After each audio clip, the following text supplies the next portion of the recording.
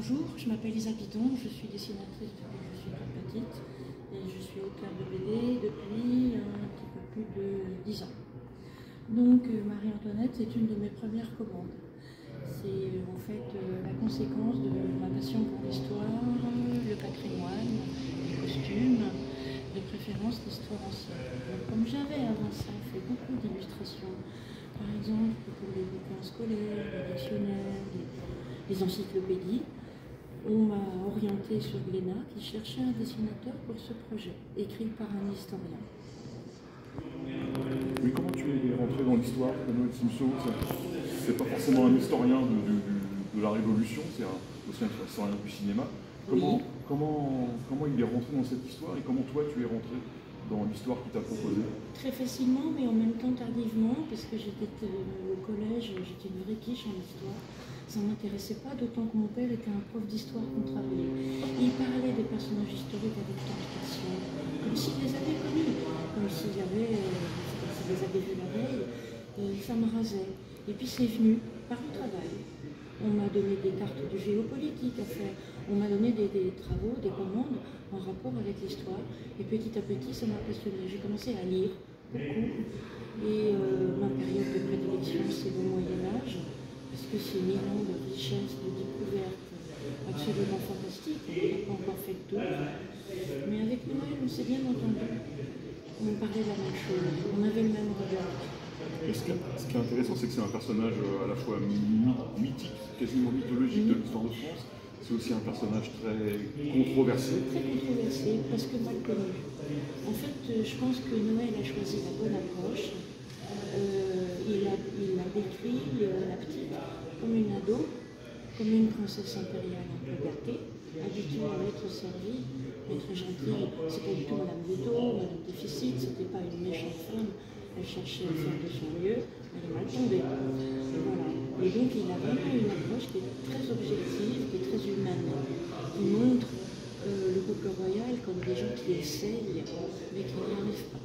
Oui, parce que la difficulté, c'est de casser l'image de Marie-Antoinette pour atteindre quelque chose de plus humain, peut-être de plus équilibré. Oui, et je trouve qu'on a réussi. On a vraiment, on est parvenu à faire de cette femme quelqu'un, une personne, et non pas un personnage. Une personne qui a des enfants, qui cherche à vivre avec des habitudes. Alors, ce qui est frappant et ce qui est très... Pardon. Ce qui est frappant et ce qui, moi, m'a beaucoup charmé dans ces deux albums, c'est évidemment le dessin, mais c'est un dessin, je trouve, très généreux. C'est un dessin avec beaucoup de détails, beaucoup de costumes. Il y a un travail de documentation qui est assez important. Qui est important et qui est passionnant aussi. Parce que ça veut dire chercher la documentation, ça veut dire à la personne aller au musée, potasser des bouquins. Moi je suis en bibliothèque, donc c'est vraiment une démarche qui m'a beaucoup plu. Et à partir du moment où vous avez vos propres photos, parce que j'ai fait 1 millier de photos, vous avez déjà votre cadrage, vous avez déjà une bonne idée de ce que vous voulez faire. C'est là que je placerai mes personnages. Ils seront tournés comme ci et comme ça, la photo que j'ai faite. Donc ça, c'est quelque chose qu'il faut faire quand on travaille dans le domaine historique, mais c'est quelque chose qui apporte énormément. Parce que je ne peux pas m'empêcher de lire. Je prends les bouquins, mais pas seulement pour l'iconographie. Je lis ce qui est à côté et j'apprends. Oui, parce qu'il y a beaucoup de choses sur je dirais, la vie quotidienne avec eux. Oui. Comment ils mangent, comment ils boivent. Voilà, il y a aussi tout ça dans ces albums. Il y a aussi un protocole, parce que Versailles était une prison, une gigantesque prison très très pesante, avec des droits, avec des placements qui n'étaient jamais fortuits. Il y avait l'aile ouest et l'aile est, mais ce n'étaient pas les mêmes gens qui vivaient.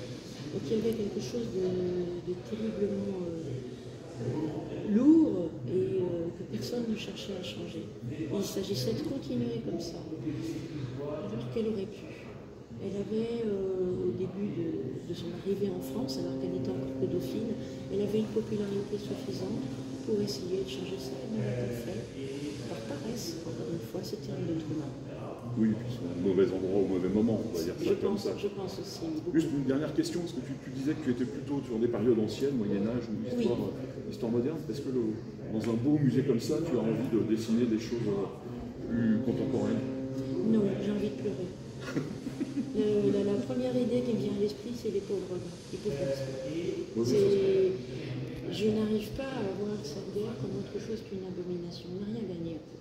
Et je crois qu'ici, les gens On a énormément perdu. Les gens sont d'accord avec ça. Eh bien, merci. Merci à vous.